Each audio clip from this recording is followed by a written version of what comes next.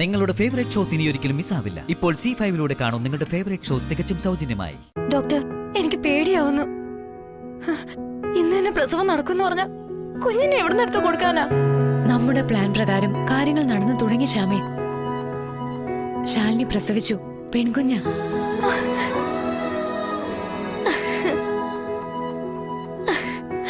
ആണോ? ഡോക്ടർ, രണ്ടുപേരും സുഖമായിരിക്കുന്നു. ഇനി കുഞ്ഞിനെ ഈ റൂമിൽ എത്തിക്കേ വേണ്ടു. പക്ഷെ അതെങ്ങനെയാ ഡോക്ടർ? എല്ലാവരും ഈ റൂമിന്റെ വാതുക്ക തന്നെ നിൽക്കുമ്പോ അതൊക്കെ നടക്കും.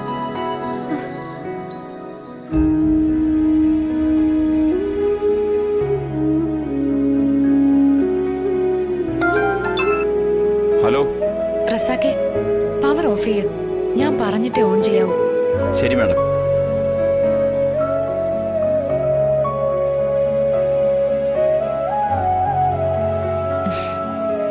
എല്ലാം ഇയാളുടെ കുഞ്ഞേച്ചിയുടെ പ്ലാനാ.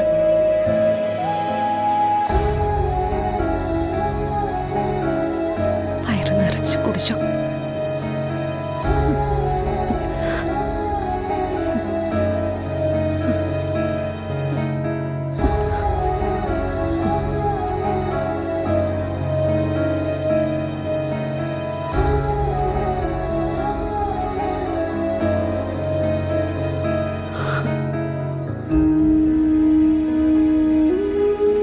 എന്റെ പൊന്നിന് നിറഞ്ഞോടി.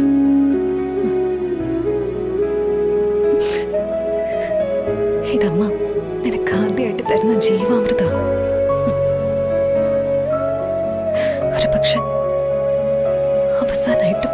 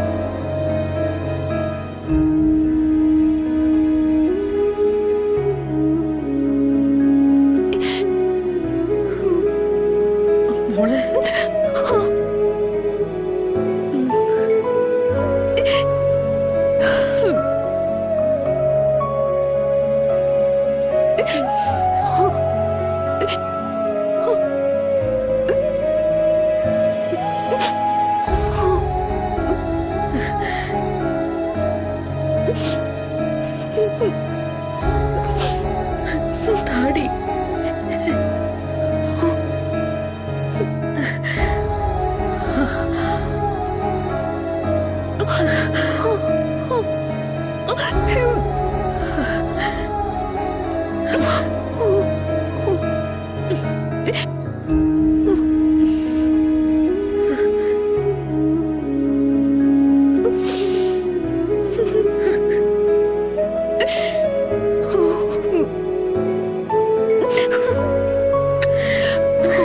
ശാലിനി, ഇനി വൈകിക്കണ്ട. ലൈറ്റ് ഒരുപാട് സമയം ഓഫാക്കി ഇടാൻ പറ്റില്ല.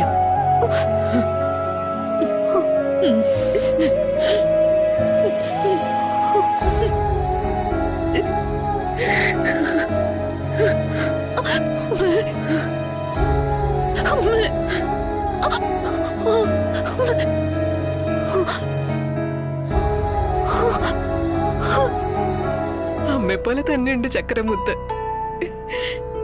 അതെ സത്യമേ, അവളുടെ അമ്മയെ പോലെ തന്നെയായിരിക്കുന്നെ.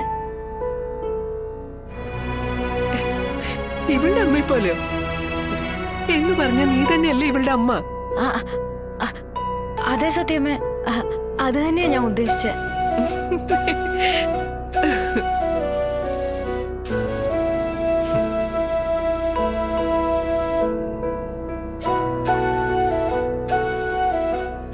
ഇത് മനുഷ്യക്കുഞ്ഞ് തന്നെ. റബ്ബർ കൊണ്ടുണ്ടാക്കിയതൊന്നും അല്ലല്ലോ.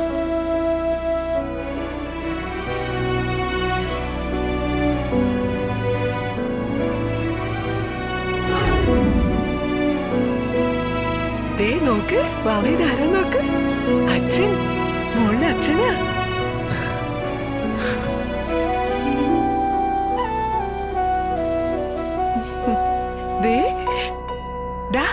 കുഞ്ഞിനോട് എന്തെങ്കിലും സംസാരിക്കടാ.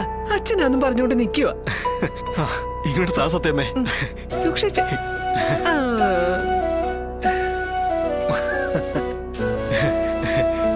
അച്ഛന്റെ പൊന്നാര മുത്തേ.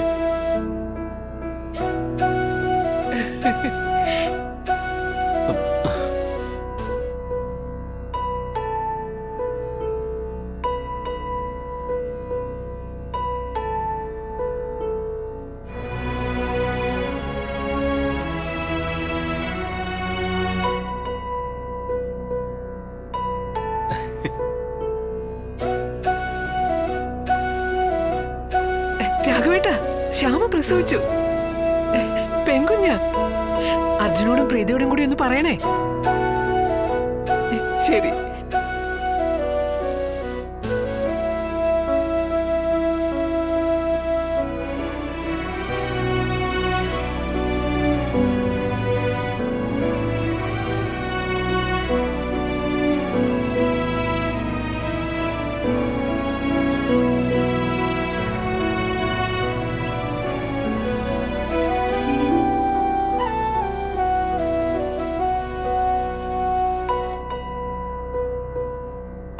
കൃത്രിമം നടന്നിട്ടുണ്ട്. അല്ലാതെ ഗർഭമില്ലാത്തവള് പ്രസവിക്കാൻ ഇത് പുരാണ കഥയൊന്നും അല്ലല്ലോ. ഒന്ന് മെനക്കെട്ടിറങ്ങിയ സത്യം തെളിയിക്കാം. എന്തായാലും ഇപ്പൊ വേണ്ട. എല്ലാരും ഇത്രയും ത്രില്ലടിച്ച് നിൽക്കുന്ന നേരത്ത് വീണ്ടും എന്തെങ്കിലും സംശയം പറഞ്ഞാ ഭാമാന്റി പറഞ്ഞതുപോലെ കവിളടിച്ചു പൊട്ടിക്കും. കവിളൊക്കെ ഇനിയും വേണ്ടതല്ലേ. നിനക്ക് പിന്നിലുള്ള സത്യം ഞാൻ തൂക്കും മോളെ.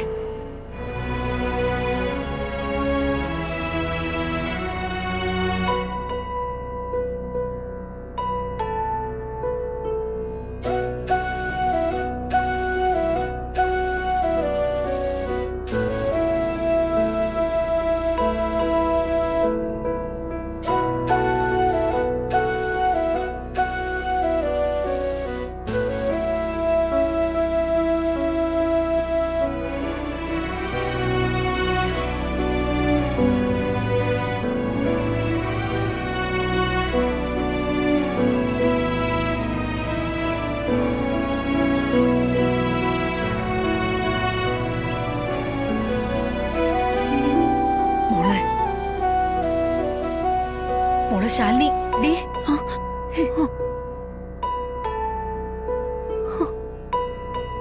അമ്മേ, നീ വിചാരിച്ച പോലെ എല്ലാം നടന്നു. ആർക്കും ഒരു സംശയമില്ല. ശ്യാമ പ്രസവിച്ച കുഞ്ഞ് തന്നെയെന്നാ എല്ലാരും കരുതിയിരിക്കുന്നത്. സത്യാമ്മയ്ക്കൊക്കെ വലിയ സന്തോഷായി. അതായിരുന്നു അമ്മ എനിക്കും വേണ്ടിയിരുന്നത്.